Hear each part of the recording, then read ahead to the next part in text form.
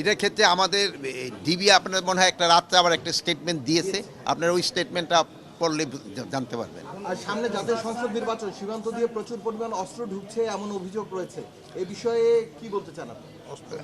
শোনেন, জাতীয় নির্বাচনের জন্য সব ধরনের প্রস্তুতি স্বরাষ্ট্র মন্ত্রণালয় নিচ্ছে।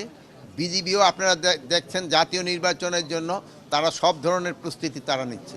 প্রায় 35 এবং প্রায় 35,000 মতো তোমরা প্রায় 35,000 সদস্য এই ইলেকশনের সময় নিয়োজিত থাকবে, এবং যে 2-4টা যে অস্ত্র ঢুকতেছে না তা না, এবং ঢুকতেছে, এবং এইগুলি কিন্তু ধরা হচ্ছে ডেইলি। দেখবেন যে ধরা হচ্ছে এই 1-2টা করে কিন্তু ডেইলি, একদিন 5টা বিদেশি পিস্তলও কিন্তু ধরা হয়েছে।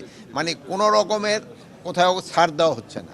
স্যার, একই সাথে কেরানীগঞ্জে আমরা দেখলাম যে একটা ব্লাস্টের ঘটনা ঘটেছে মাদ্রাসায়, এটি আসলে আইন শৃঙ্খলার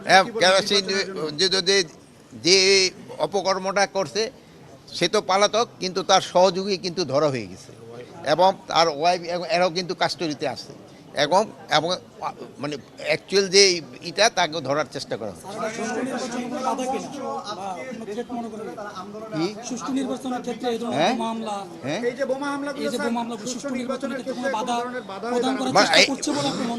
মানে হয় কি, ফ্যাসিস্ট যারা আছে তারা তো সবসময় এইটা বাধা দেওয়ার চেষ্টা করবে, কিন্তু আপনাদের সবার সহযোগিতায় যদি থাকে নির্বাচন সুষ্ঠু, শান্তিপূর্ণ এবং উৎসব মুখর হবে, এবং সবার কাছে এটা গ্রহণযোগ্য হবে। এরকম একটা নির্বাচনেই এই সরকারের দেওয়ার ইচ্ছা, এবং এটা তারা বাস্তবায়ন করবে।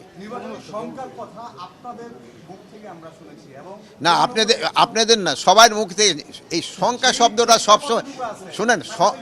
শঙ্কার নির্বাচনে এখন কোনো শঙ্কা নাই, এই জন্য তারা কিন্তু সবাই কিন্তু এবারের মতো কিন্তু নির্বাচনের জন্য এই প্রশিক্ষণের ব্যবস্থা করা হয়েছে।